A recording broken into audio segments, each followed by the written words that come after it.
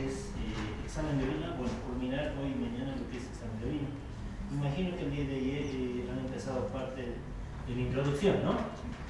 Ya. Bueno, la parte introductoria entonces la vamos a recorrer, pero vamos a hablar de algunos puntos concretos. La orina es el traficar del plasma, ¿no? Ya sabemos para qué se produce la orina. Ahora, las recomendaciones generales para la recolección de una muestra de orina es la primera orina de la mañana. Muy bien. ¿Por qué la primera orina de la mañana? ¿Alguien sabe? Porque se necesitan mínimamente 6 a 8 horas de sedimentación de la orina. Esa es una buena muestra de orina, ¿no? Que esté en la vejiga unas 6 a 8 horas. Por eso, ¿no? Se aprovecha el tiempo de hora sueño y por eso se dice que en ese tiempo se sedimenta la orina y tiene 6 a 8 horas para poder sedimentar. Muy bien. Hay que considerar algunas circunstancias particulares, por ejemplo la dieta, ¿no? Preguntar al paciente si come en exceso o toma algún tipo de suplemento, o el día previo que no consuma alimentos que vayan a pigmentar la orina, como la remolacha, por ejemplo. En el sexo femenino es muy importante, ¿no? Preguntar si no está pasando por su ciclo menstrual al paciente debido a qué.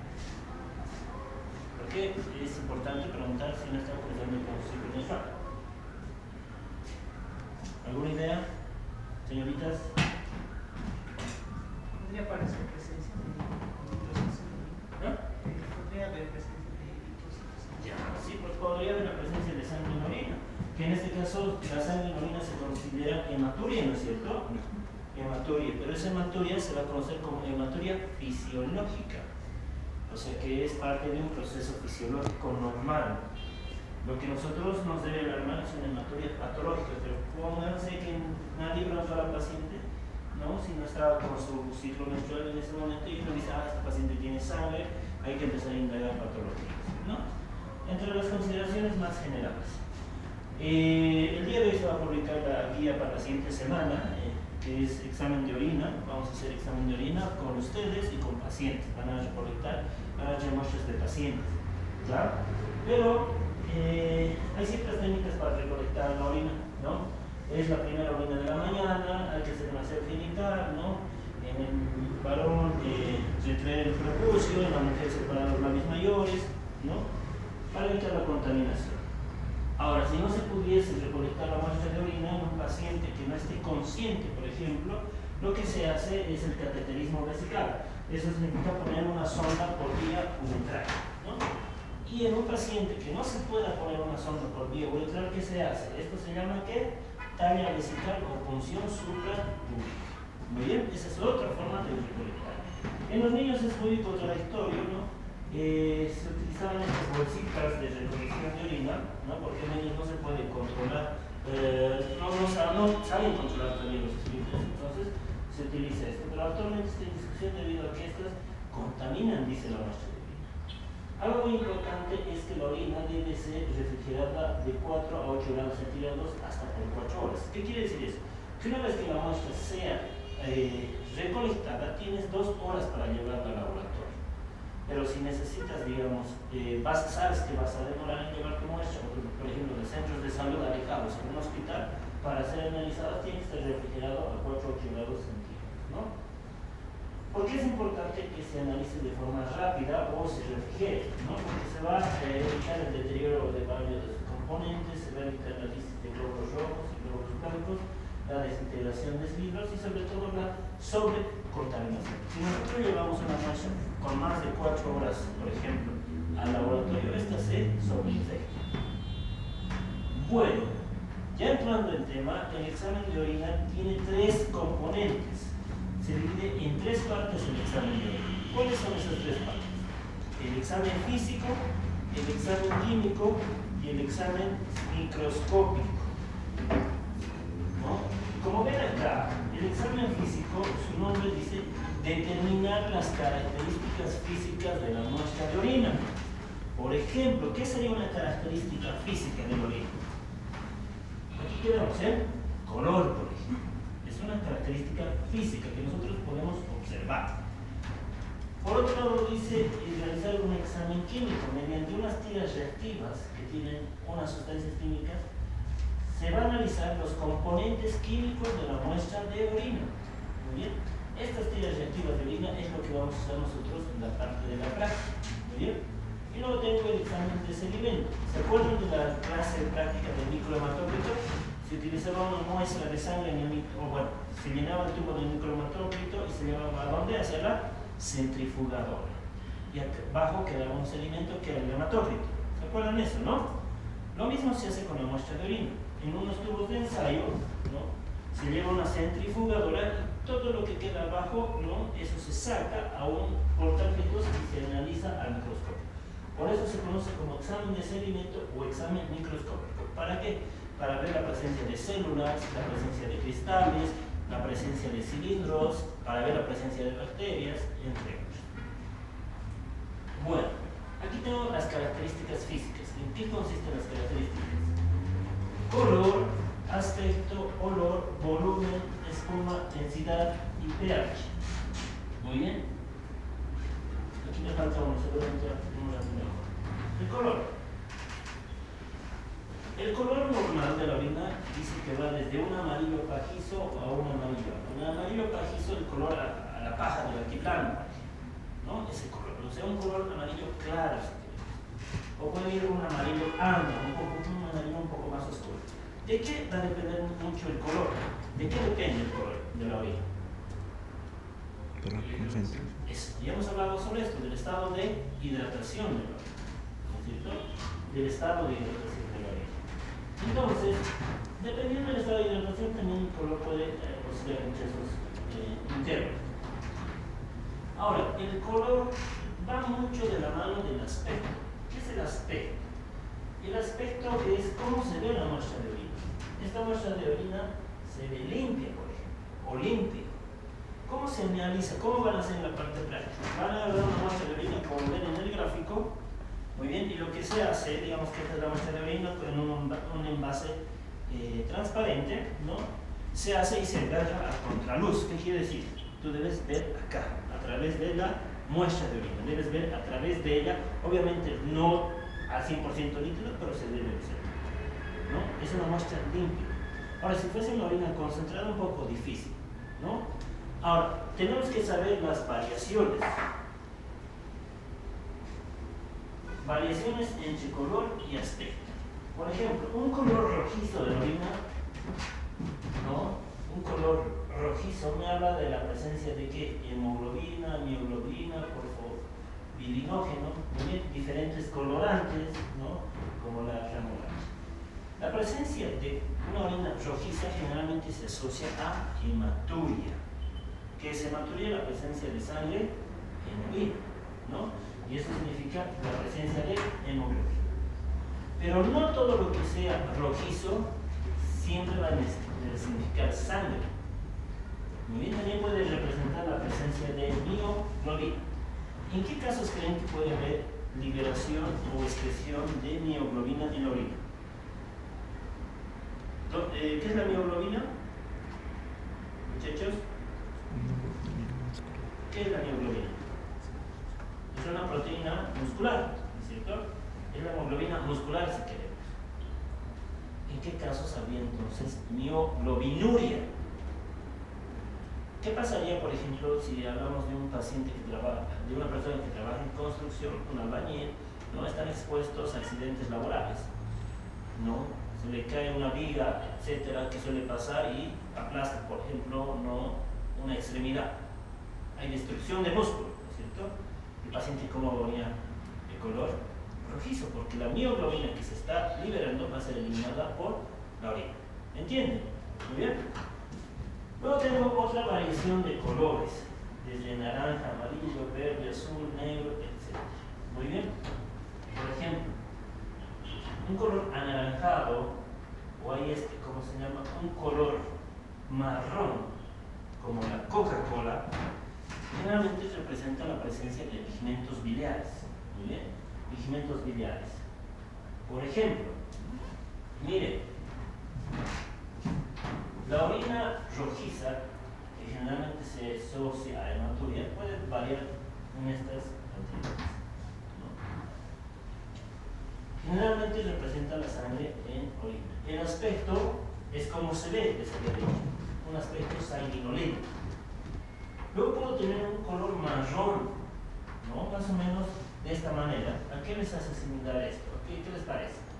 Los pacientes vienen y te dicen, doctor, estoy orinando como una gaseosa. ¿Qué gaseosa se parece esto? Como la Coca-Cola. Ellos no te dicen, estoy orinando oscuro. Doctor, estoy orinando como la Coca-Cola. Eso se llama coluria. Coluria, que la orina tiene bastante color. ¿Qué le da el color al silencio? ¿Qué le da el color a la orina? La presencia de urobilinógeno. Ese color amarillento es gracias a la presencia del urobilino. ¿Y de dónde viene este urobilinógeno? Del metabolismo de la bilirrubina. ¿Dónde se metaboliza la bilirrubina? En el hígado. ¿De dónde viene la bilirrubina? De la hemoglobina. ¿No es cierto? Si hubiese, por ejemplo, lisis de la hemoglobina como una anemia hemolítica, o si hubiese problemas hepáticos, ¿no?, que aumente la concentración de bilirrubina, por ejemplo, ¿en qué casos aumentaría la bilirrubina? Algo frecuente, cálculos biliares o problemas hepáticos, va a aumentar la bilirrubina. Ese exceso de bilirrubina va a ser transformada en urobilinógeno.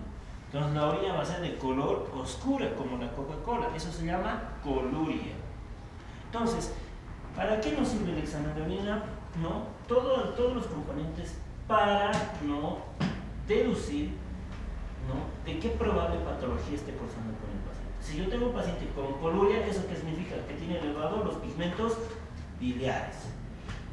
Entonces, si tiene elevados los pigmentos biliares, debo buscar enfermedades de la vía biliar, hepáticas o de los glóbulos rojos. ¿Se entiende? ¿No? Ahora, miren esto. Aspecto blanquecino, ¿no?, color blanquecino, aspecto turbio. Estoy orinando como chicha, te dicen algunos pacientes, ¿no? Está turbio. ¿Qué sugiere este aspecto turbio? Lechoso. La presencia de exceso de glóbulos blancos, ¿no?, bacterias, y eso significa una probable infección urinaria. Siempre cuando viene un paciente, ¿no?, ya les había dicho en algunas clases, pedimos hemograma, creatinina, glucemia y examen de orina. Es fácil decirle al paciente, ¿cómo está orinando? ¿Te dice bien? Bueno. ¿Qué color orina? Amarillo. Dice, no, estoy orinando un poco blanquecino, turbio. Tienes que sospechar una infección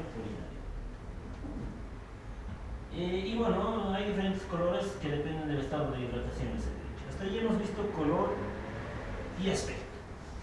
Vámonos con lo que es olor. ¿A qué huele la orina?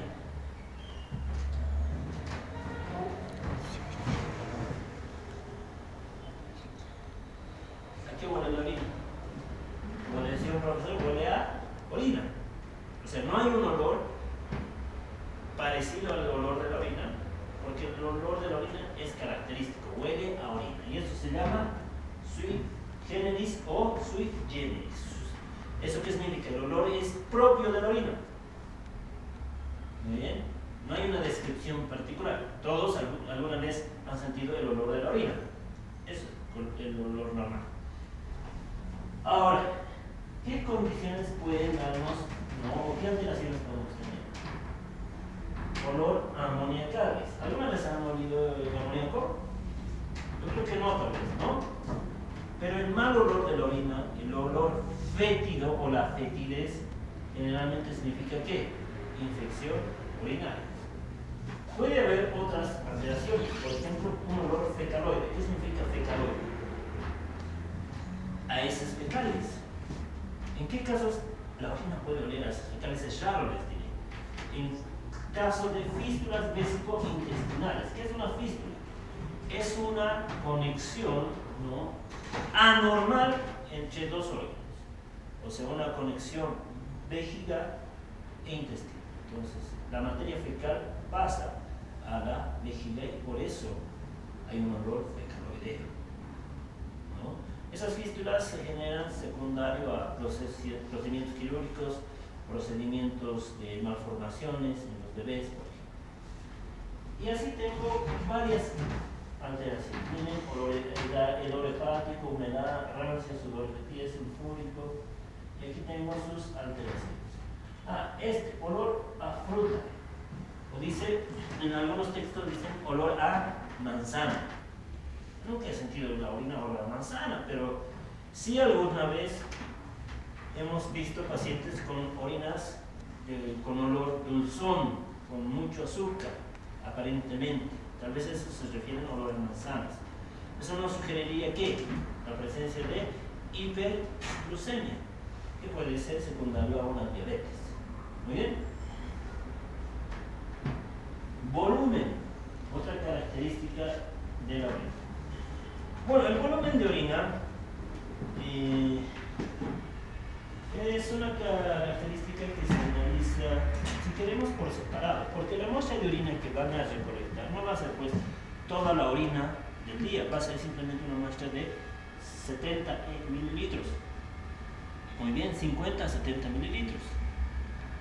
Pero una característica, ¿no?, de la orina es saber el volumen. Ya les dije que cuando nosotros queremos evaluar la función renal, lo primero que tenemos que preguntar es si está orinando o no está orinando el paciente y cuánto. Y habíamos dicho en las clases previas, la diuresis horaria es de 0.5 a 1 ml por kilogramo por hora. La otra fórmula es diuresis, ¿no?, por día, 25 ml por kilogramo por día. Esto ya habíamos hecho. ¿Ven? La diuresis horaria, por ejemplo, dice, en una paciente de 55 kilogramos, calcular la diuresis en 4 horas, o sea, de 8 de la mañana, por ejemplo, a mediodía. 0.5 por 55, 30. Muy bien. 30 ml en una hora. En 4 horas, ¿cuánto ha orinado? Ha orinado 30 por 4, 120 mililitros. ¿Cierto? Ahora el otro, por ejemplo, 25 ml por kilogramo por día. Por ejemplo, en un sujeto de 70 kilogramos, 25 por 70, ¿cuánto sería? A ver, vamos a calcular. 25 por 70. ¿Cuánto hemos dicho que es el promedio regular que una persona debe orinar? 1,5 litros, por ejemplo. Si tomamos en cuenta esta fórmula de 25 ml en una persona de 70 kilogramos, debería orinar 1.750 mililitros. Hay diferentes formas para calcular la diuresis. ¿Bien? Ahora, ¿cuáles son las variaciones? Ahí tengo, por ejemplo, anuria, oliguria. Es parte de la práctica de esta semana buscar la definición de anuria, oliguria. ¿Qué es anuria? A significa sin, ¿no? Anuria es cuando la orina es menos de 100 mililitros en 24 horas. O en algunos textos te dicen nada, cero. Pero este nos dice menos de 100 mililitros en 24 horas. Y oligo o oliguria significa poco. O sea, orina pero poco. ¿Cuánto es poco? Cuando el paciente orina menos de 400 ml en 24 horas o menos, ¿no?, de 25 ml por hora. Por hora.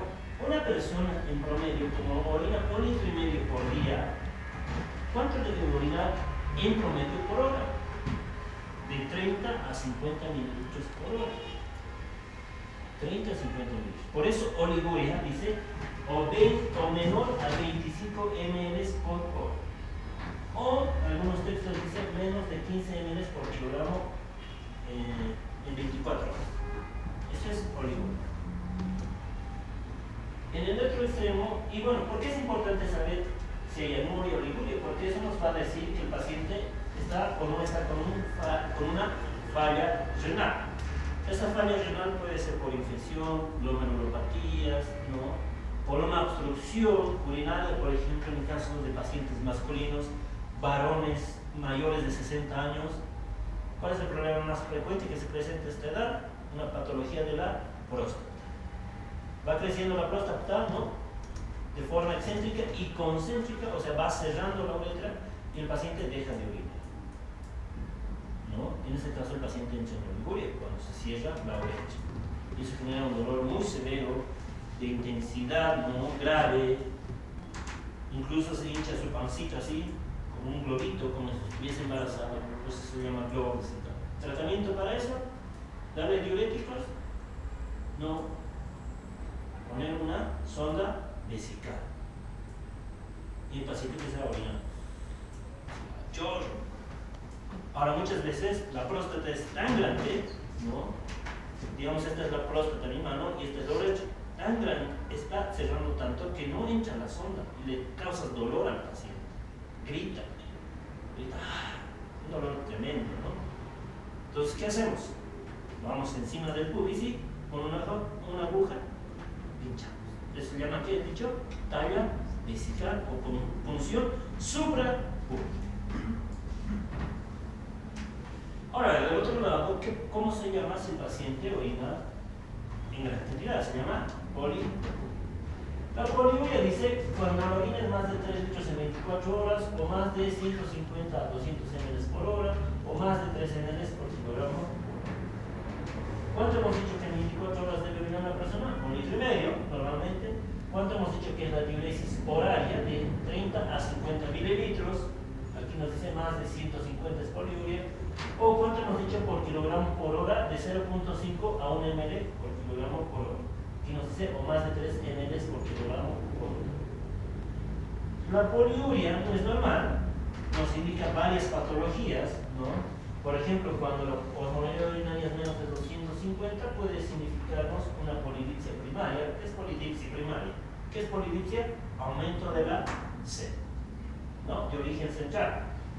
Diabetes insípida, por ejemplo. Habíamos visto que a veces hay pacientes que no producen ADA, que no generan ADH o no responde su ADH a nivel renal. Eso se llama diabetes insípida. Eso nos va a dar poliuria, ¿no? Ahora, poliuria de solutos, dice, por ejemplo, en la diabetes mellitus como tal, mal controlada. En la diabetes dicen, no, las 3 P's, polidipsia, poliuria y polifagia. Un paciente orina varias cantidades de orina, pues hay que sospechar de eso. Espuma. Normalmente espuma en la orina debería existir, ¿sí o no? ¿Qué opinan? Sí, normalmente sí. O sea, uno va al inodoro, ¿no? Va a visionar y hay una espuma mínima que debe ser transitoria, ¿no? O a veces no hay, pero si hay, debe ser transitoria. ¿Qué significa transitoria? Que debe desaparecer. Pero si es una, como dice acá, debe ser blanca y fugaz, ¿no? Pero si es blanca y persistente, ¿no? O sea, no hay un tiempo mínimo al cual debe desaparecer, pero si persiste, o sea, sales del baño y vuelves y sigue viendo la espuma, ¿qué dice? Representa que la presencia de proteínas en la orina. Densidad, creo que esto no estaba en el resumen inicial. Densidad. La densidad, ¿qué representa, no? Depende de la gravedad específica, tanto del peso molecular de los solutos. Indirectamente se asocia a la osmolalidad urinaria. Habíamos dicho en las clases de concentración y dilución de la orina que la osmolalidad urinaria oscila entre 600 a 800 milimol por litro. Ahora, la densidad urinaria no está al 100% asociada a la osmolalidad, pero sí indirectamente, porque como dice acá, a diferencia de la osmolalidad que solo depende del número de partículas, la densidad depende de la gravedad específica como del peso del número de ellas. ¿Cuánto es el valor normal de la densidad? El valor normal oscila entre 1010 a 1030, pero ojo, hay algunos textos y seguramente algunos profesores que les van a dar otros intervalos. Por ejemplo, algunos dicen de 1000 a 1030, otros de 1010 a 1020. Con tal que oscile entre 1000 y 1030, estamos bien. ¿Bien? Cuando la orina es menos de 1010 en densidad se conoce como hipostenuria. Cuando es mayor de 1030 se conoce como hiperestenuria. orina sea hipostenúrica, que hay mayor concentración de solutos o mayor concentración de agua. ¿Qué nos sugiere si la densidad está acá? Menos de 1010, o sea, hipostenúrica. Mayor solutos o mayor agua. Mayor agua, o sea que la orina está diluida. Y si la densidad está más de 1030, significa que hay más solutos, ¿no? Y menos líquido. Probablemente una orina concentrada. ¿Cómo se mide la densidad urinaria? Se mide mediante este instrumento que se llama urodensitómetro, que lo tenemos en la cátedra. A ver si pide. Está en la guía. Yo creo que no les alcanza a hacer algunos grupos. Tenemos esto, el urodensitómetro. Como ven en este gráfico, tiene una marcación que va de 15, 20, 25, 30, 35, 40. Si agarra ese urodensitómetro, ¿no? Este es el frasco de orina y se lo suspende en la muestra de orina y lo que se hace es que girar, hacerlo girar, como una bombilla. Y esto va a girar y va a quedar en una marca. En los últimos segundos ven esa marca. Puede que quede acá.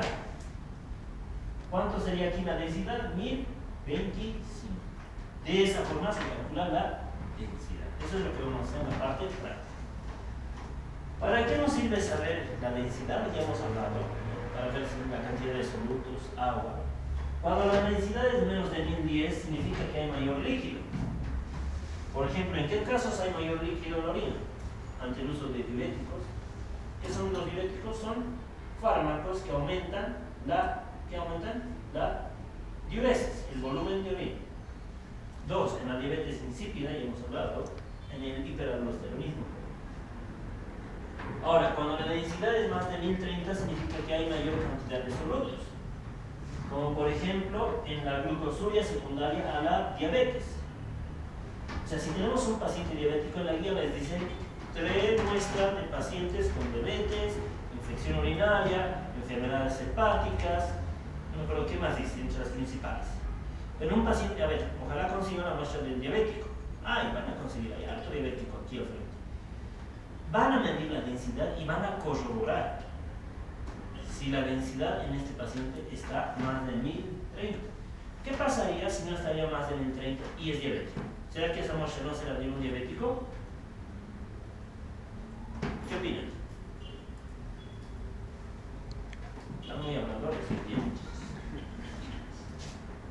Aparentemente les dan la muestra de orina de un paciente que es diabético, pero su densidad está en 1020, ¿qué significa? Normal. Tú dirías, no, este paciente no tiene diabetes. No, ¿en qué casos puede haber densidad aumentada en un diabético? Cuando hay, ¿qué dice ahí? La glucosuria. ¿Y cuándo hay glucosuria? Cuando el azúcar está muy alto, más de 200 miligramos. O sea, un paciente con diabetes controlada o no controlada. No controlada. Entonces, mejor si se busca la muestra de un diabético, digamos, que recién está iniciando tratamiento. Eso sería. O un diabético que todavía tiene glucemias altas. Ahí sí la densidad va a estar elevada. ¿Bien? Y bueno, este gráfico igual está en la guía práctica de esta semana, porque la densidad urinaria nos permite calcular la osmolalidad. ¿Cómo calculamos la osmolalidad urinaria? Por ejemplo, nos sale 1025. Tomamos los últimos dígitos, 2 dígitos, 25, y lo multiplicamos por 40. ¿Cuánto sale eso? 1000 miliosmoles. Esa es la densidad, perdón, la osmolalidad urinaria aproximada de esa muestra de orina.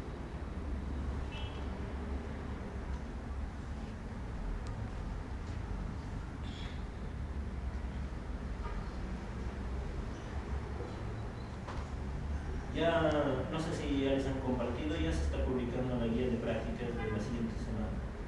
Ahorita el doctor Ponce me confirma que va a decir. Léanlo, la parte de instrucciones les recomiendo. Ya dice qué tipo de muestras deben traer de pacientes del hospital y de ustedes también. Va a haber voluntarios, pacientes deshidratados, pacientes hidratados. ¿Bien? pacientes o voluntarios que coman remolacha o migrantes, entonces organizan, se vayan pasando la voz, bien, sobre todo para el grupo lunes y martes, ¿no? Que son los que debemos estar más cerca. Otra característica física es el pH. ¿Qué nos dice el pH? El estado ácido-base. ¿Recuerdan cuánto es el pH normal de la sangre? 735 a 745. Cuando el pH es menos de 735 se conoce como acidosis. ¿Qué quiere decir eso? Que hay un exceso de ácidos. O hay un déficit de bases, ¿no? Puede que los ácidos estén normal, pero hay baja concentración de bases. Cuando el pH es más de 745 se conoce como alcalosis. Y la alcalosis es por un exceso de bases, ¿no? O un déficit de ácidos. ¿Bien?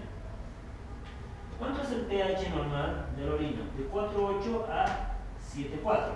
Pero en algunos textos te dicen de 5 a 8. Si tomamos en cuenta esta referencia, generalmente el pH de la orina debe ser más ácido o más alcalino. Ácido. ¿Por qué necesitamos que la muestra de orina sea ácida? ¿Por qué necesitamos? ¿Cuál sería la razón por la cual requerimos que la orina sea ácida? Recordemos que la orina, al igual que otros líquidos orgánicos, la orina debe ser estéril. ¿Qué es estéril?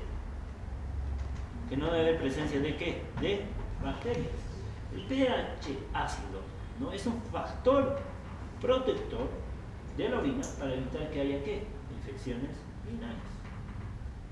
Si tenemos un paciente con trastornos ácido-base, puede tener infecciones urinarias. O sea, si es una orina muy alta.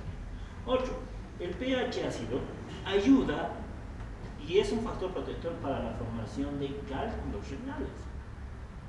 Si tenemos un paciente con una orina ya muy ácida o muy alcalina, el paciente puede generar cálculos renales. ¿Qué son cálculos? ¿Saben? Son piedras en la orina. Muy bien. Ahora, miren, ahí están las alteraciones. Cuando el pH es menos de 7, por ejemplo, en una acidosis metabólica por algún problema. Y de esto se van a acordar de mí cuando estén probando páncreas. Páncreas endocrino, ¿no? No el exógeno. Diabetes.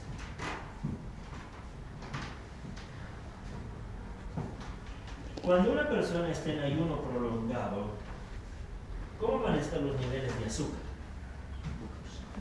¿Altos o bajos? Bajos. Va a haber hipoglucemia. O tenemos un paciente diabético. El paciente diabético debe estar bien controlado sus niveles de azúcar. A veces está muy alto, 300, 500, o a veces baja, porque se sobredosifica su diabético. Entonces, pacientes con ayuno prolongado, en diabéticos, por ejemplo, que hacen hipoglucemias, entonces no hay azúcar en la sangre. ¿De dónde saca azúcar el organismo para mantener bien, ¿no? Los niveles de azúcar a nivel central? Porque es lo principal que hay que mantener. Una buena glucemia para que tengamos un sistema nervioso central interno. ¿De dónde saca azúcar el organismo? Si ya no hay reservas de azúcar, glucógeno en el hígado, en el músculo, ¿de dónde saca? De la grasita, de las proteínas. Ese paso se llama gluconeogénesis. Formación de azúcar a partir de compuestos como proteínas y lípidos. Pero eso tiene un costo. Ese proceso tiene un costo. Se generan cuerpos cetónicos. Pregunta de examen de bioquímica, ¿cuáles son los 3 cuerpos cetónicos? ¿Ya han llevado esa parte de bioquímica? Metabolismo de carbohidratos, sí, han llevado. No mames, muchachos. ¿Han llevado o no? La anterior semana me han dicho que ya habían llevado. A ver. ¿Cuáles son los 3 cuerpos cetónicos que se generan en esta beta oxidación? Acetona, ácido acético y hidroxi. Ahora, cuando se liberan estos cuerpos cetónicos, hacen que la orina se vuelva ácida.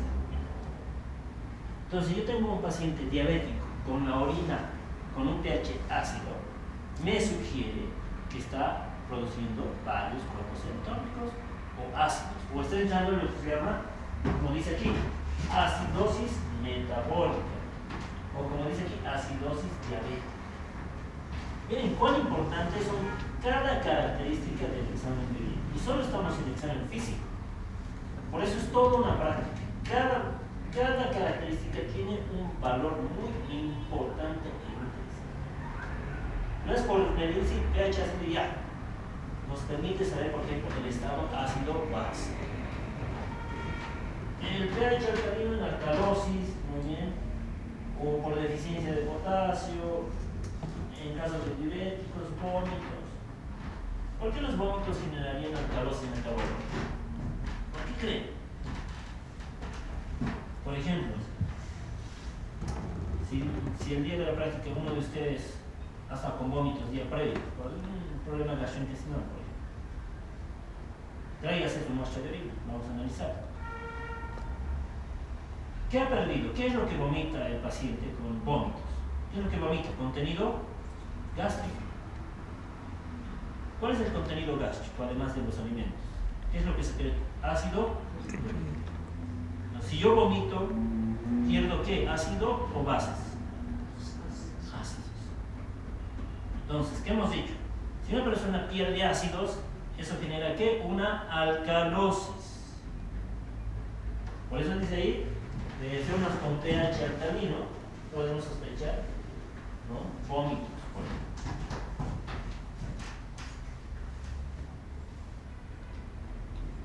Examen químico. Bueno, el examen químico está conformado por proteínas, glucosa, hemoglobina, urobilídeo, cuerpos cetónicos dendritos y hay un poco más, algunos que voy a presentar. Como les decía,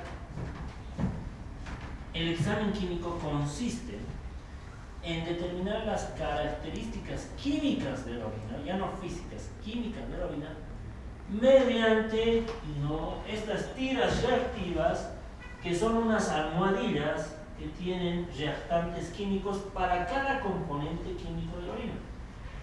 O sea, tienen varias almohadillas, aquí tenemos como unas 7 o 8 almohadillas. Cada una de ellas tiene una sustancia química que reacciona con un componente químico de la orina. ¿Qué característica química de la orina tenemos? Por ejemplo, la proteína. Una de estas almohadillas reacciona, ¿no?, con las proteínas de la orina. Normalmente no debería haber proteínas. Si hay, esta almohadilla va a cambiar de color. Este tiene un parámetro estándar acá, que es el mismo color de todas estas, pero como ven acá, hay diferentes colores. Por ejemplo, si me dice primero proteínas, normalmente se debe ver de color rosa pálido, pero si se ve de este color violeta, aquí te dice, el paciente probablemente esté con 300 miligramos de proteínas. Nosotros vamos a hacer esa comparación y vamos a registrar 300 miligramos. ¿Vemos 300? ¿Eso es normal en la orina? No, el paciente tiene una proteína. No. Lo mismo para cada uno de estos. Muy bien, eso es lo que vamos a hacer en la parte blanca. Bueno. Ojo con esto. Las proteínas en muestra de orina de la primera deben ser menos de 10 miligramos sobre decilitro. Si bien no debe haber, hay un tope. Si hubiese proteínas, estas tiras reactivas nos dan por cruces. Una cruz, 2, 3 cruces. Si hubiese proteínas en la orina, en esta muestra de orina, las proteínas en la orina dependen mucho de varios factores, de la hidratación, de la actividad física, de la dieta, o de lo que uno hace durante el día. Puede que al hacer la muestra de orina el paciente no nos haya hecho mucho ejercicio, o se haya deshidratado y nos dice proteínas positivas. No, tiene proteínas en la orina. ¿Qué debo hacer? Ese es un valor cualitativo el que nos va a dar esta tira reactiva. ¿Qué es cuali? Que no es un valor tan específico que nos habla de la calidad. ¿Tiene o no tiene? Pero lo que corresponde hacer cuando una persona tiene proteínas en un examen de orina con tira reactiva, si nos sale positivo, es hacer un estudio que se llama orina o proteinuria de 24 horas. Al paciente se le dice que El día que va a recolectar su muestra de orina en estos envases descartables, se levanta, desecha la primera orina de la mañana, o sea, no la toma en cuenta, y a partir de la segunda muestra empieza a recolectar todo lo que vaya orinando a lo largo del día, incluido la noche de ese día, hasta la primera orina del día siguiente. Eso se llama proteinuria de 24 horas. ¿Por qué recolectamos en 24 horas? Porque en 24 horas puede variar el estado de hidratación del paciente, la dieta, etc. Normalmente, ¿cuánto debe ser en 24 horas la proteinuria? Menos de 150 miligramos o menos de 0.15 gramos. Si fuese, me dice aquí proteínas de una cruz, pero le hago la recolección de orina de 24 horas y me marca 130 miligramos, ¿qué opino? No, está normal. Esta es la forma más específica. Pero me dice aquí proteínas de 2 cruces y aquí me marca 300 miligramos. Este paciente ya tiene proteinuria. Y en la práctica dice, ¿cómo se clasifica la proteinuria? En no nefrótica y en nefrótica. ¿No? En parte de sus tareas está eso. Y bueno, eso es prácticas que tienen que hacer. ¿Qué significa no nefrótica, nefrótica? ¿Por qué? ¿Qué significa la presencia de proteínas en orina? Que hay una alteración de qué? De la barrera de filtración. Como les decía, el resultado nos puede dar en cruces. 1, 2, 3 cruces, hasta 4. Si es una cruz representa 30 miligramos, si es 2 cruces de 30 a 300, 3 cruces de 300 a 1000, y si es más de 4 cruces, más de 1000 miligramos. O sea, el resultado nos puede dar así.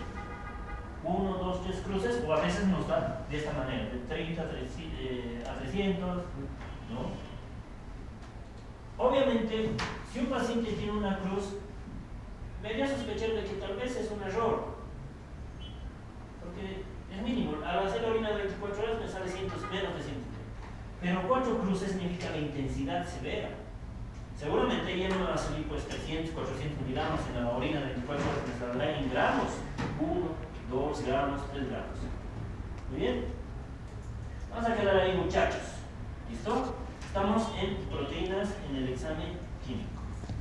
El día de mañana vamos a culminar con el examen químico y microscópico. Vengan, que de aquí van a salir varias cosas.